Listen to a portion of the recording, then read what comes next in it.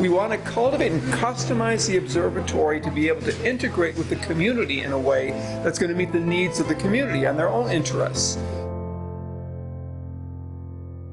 Got some great volunteers that really know what they're doing, and it's starting to really come together. It's an exciting day, and our crew here is really excited to get this done.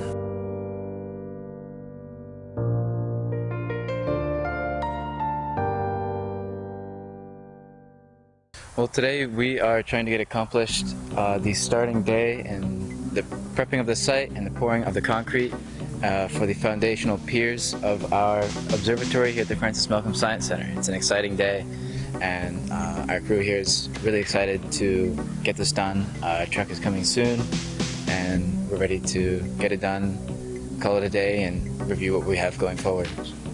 Well, 2 weeks ago, one of our biggest helpers, Justin Pelletier, one of my peers at MSSM, his grandfather contributed a good deal of work in digging the holes with one of their family's tractors. One of these 16 holes, and over the 2 weeks, some of them got filled in. So last night when my dad and I moved up with a pop-up camper that we're setting up out back, we took some post-hole diggers and got to work hour and a half of just clearing those holes and making sure they're ready for today, where we have placed the sonotubes and rebar. Well, Connor doesn't live up here, and he was talking originally when we were planning it, he needed someone to do some of the drilling and dig some holes to put the foundation in. And I live 2 miles away from here, so I told him, if you need someone to help you with that, I can bring what I have for equipment, we can do that for you. And then I just kind of got sucked into the rest of it.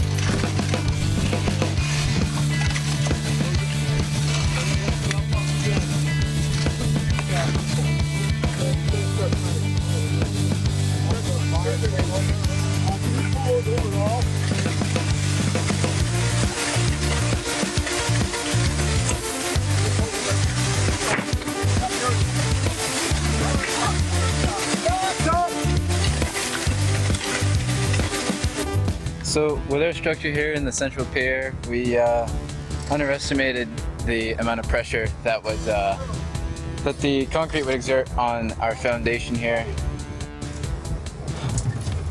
So we have the top level enough now so that even though the hydraulic pressure of the concrete escaped some of the cracks that we tried to fill up with some wooden shims earlier, it should be just fine. We'll plug up some holes, clean it up a bit, and come time to take the wrap off, it should be level and proper. Watch that level. Yeah. It's gonna go flying off. No. This week we are focusing on the flooring and starting the walls of the main structure. We have a ways to go till we get to the supports, but that'll come in due time. Right now we have the floor framed up and are almost done setting all the stringers in place and locking them in. And later today we will have the Advantech sheets to place down as flooring. Okay. Pretty good there. Pretty good.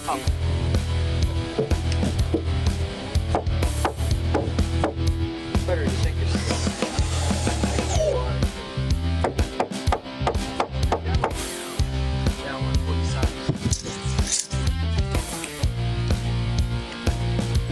We 7.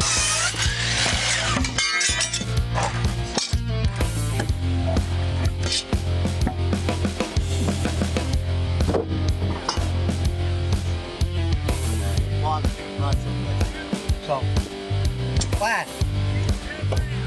Yeah, right. For some of it may look like it's about half a wall we have up right now, but really that's as tall as they're going to be. For the roof, it's going to be considerably taller. We have the trusses already made and on the side, so whatever we do to the structure now will be used to match the trusses. And the walls are approximately, I'd say, 4 feet high right now. We had plans to make them higher or shorter, but we adjusted as we went along. And if you weren't here today, you missed quite a bit, because this morning around 7:30 we got up and Sir John Stryd was already here working. I was still rubbing my eyes and trying to wake up, but he was putting some flooring down. And we barely had the flooring in 7:30 in the morning, and right now, I don't know, 4 o'clock, we have the walls up as well. And it's been a tremendous day of work. We're really excited to come back on Monday and get the roof up and the rails on. Well, the rails on and then the roof up. That's the track for the roof, and we also got some really heavy-duty wheel and casters in today from KPEL, and those half of them have a V indent in them to slide on that track, which has an L brace on a flat metal to roll on that rail, and the others are flat on the bottom. Yeah, so the V-wheel sits on this track, and there's a V-wheel on this side, there'll be a flat wheel on that side that will sit in the C-channel over there, and that'll be their track system that will allow them to roll this roof in place on and off as they need it.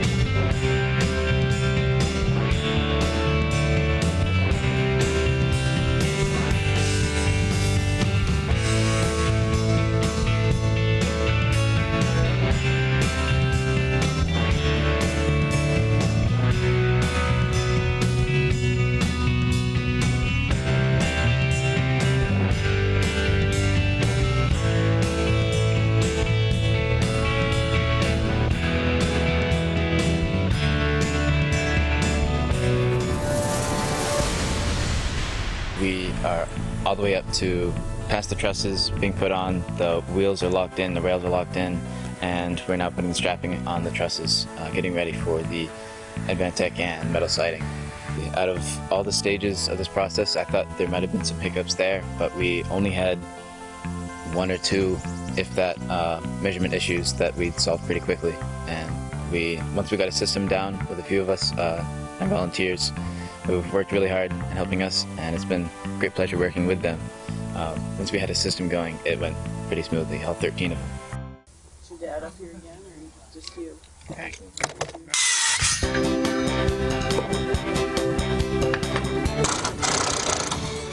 So we'll put a 2x2 block in here, Right out and go drill. right in here, and that way we can get in. I've been a few days up Oh, here. you get these screws. It's not gonna be right in the crack, is it? Huh? You're not gonna. Well, we need it there anyways because we have to put a skirt in here. Yeah, I know. We don't want fingers to get chopped off. I know. So, I'll see if I can get some. No, not those. The ones that you're looking for with the track. Sure, where'd I find one? That's it. That's it. You want 10 of those? well, Well, I'll give you 20. okay, that'll be enough. That brings light into place. But you can put that. Okay, I'm gonna. Simple enough. So in replicating the roof design of the Science Center, we've decided to leave a low spot in the roof, which may sound awkward to explain, but visually it makes a lot more sense. The peak of the roof doesn't come to a single point. It's lower on one side so that we can have these sheets of see-through plastic let light into the building, and it looks like a lot of the other buildings around here as well. Phil had the idea of recruiting some of the Amish men down at their houses here next to the Science Center, and so 3 of them came up and did it for free. They put all the metal roofing on and plastic just the way John had envisioned it, and their only condition was that we weren't up on the roof with them, which was fine by me. So that was a huge help. It saved us several days of work painting the whole structure, which we're doing at the moment. And it took a few of us and several trips to Lowe's to figure out what the color was to match the Science Center. And so after that ordeal, we found what we think is the right color. And we're on a roll here. We're about half done painting, and it's 1 o'clock. And completely liberating. It's amazing that all the stress and worry of the incompletion or postponing of this project is now gone, and we can really enjoy and have the roof over our heads right now to keep the rain off. And, unfortunately, we can't operate it today because of the winds, but soon enough, as confirmed by the board of directors, who have had a couple of viewing sessions so far with Goliath after some troubleshooting issues, we're really excited to have different school programs and Riverstick and the state of Maine visit this. We unfortunately had some troubles with the eyepiece. They've now been resolved. We couldn't quite adjust the focus so that the objects we were viewing, for example Jupiter, we were viewing that night, it was a little bit too blurry because the eyepiece didn't have enough inward travel, but that's been fixed now. All the eyepieces and oculars that the center owns and that our technician, Roger Libby, owns, as well as the oculars that Mrs. M owns, can all potentially be used.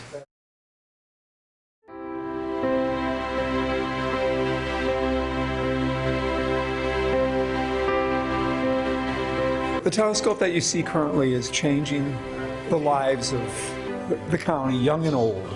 And the reason why we fought to bring Goliath to its current home is the opportunity to give the public that encounter with awe, to build the bridge with the universe. And this is an instrument of such size and such light-gathering ability that we're capable of bringing the human eye into a relationship, a kind of cosmic communion with the important wonders of our universe right now, the solar system, the deep clusters that you can see of traveling the thousands and more light years to be able to see with clarity and resolution the necessary deep space wonder that's visible out there, and that we hope is going to provide motivation to county residents of all ages. Goliath Telescope represents the new level for the kind of astronomy that we hope to see a part of the lives of the residents of this county. And let's never forget, especially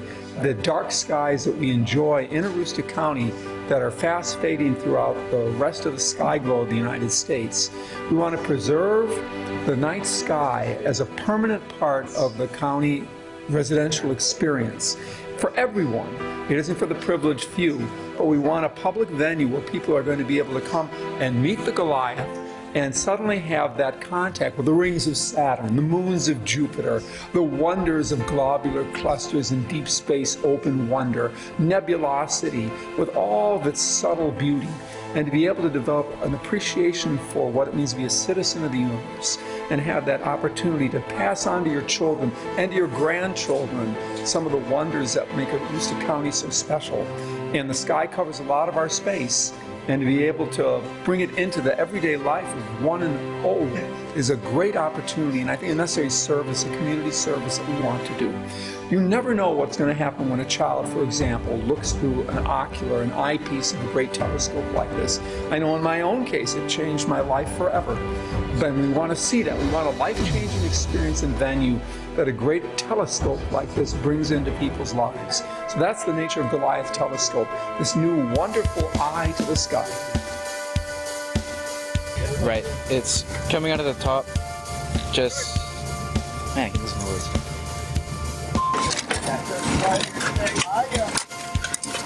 I didn't expect it to break that fast. Okay. You know, side to side. Oh, just put a bolt in. Yeah. Bolt in. Yeah, Okay. and stagger. I know what you mean. Same thing over there. Yeah, that way it won't. Yeah. Keep it Because it's gonna go two boards. Gravity's gonna hold it there. We've got the walls up. You sent John away for some screws. You got a bug here. Right? We got, what, almost 11 o'clock now, right? Exactly. 3 minutes. How good are you reaching down in there? Hey, boy! All right. And then lock it together. It's not really that a crucial thing. And then once that's in the hole, and it's lined up, that's locked in.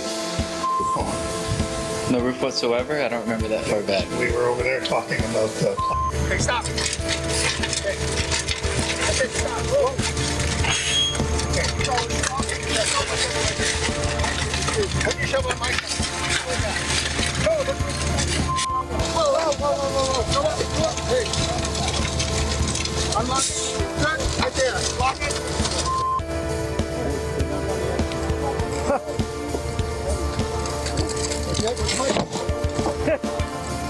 Jump stuck. This one here. Other way. Right, I think. Right mark. Oh wait, you're using the wrong board, that's why. You're standing on the one that has the mark. The one on top of that. Right? Flip it. There's the mark. There we go. Okay. There you go. He's got one. He's got one over there. You're good. This is my first rodeo up here. So far, this week, as opposed to last week, it's the best day. Yeah, right, the B-roll. Which would be in the A-roll. Yeah, of course. Plus. Is Splicing Schooner Fair a county song with this? Well, Something like that? we would need immediate release, wouldn't we?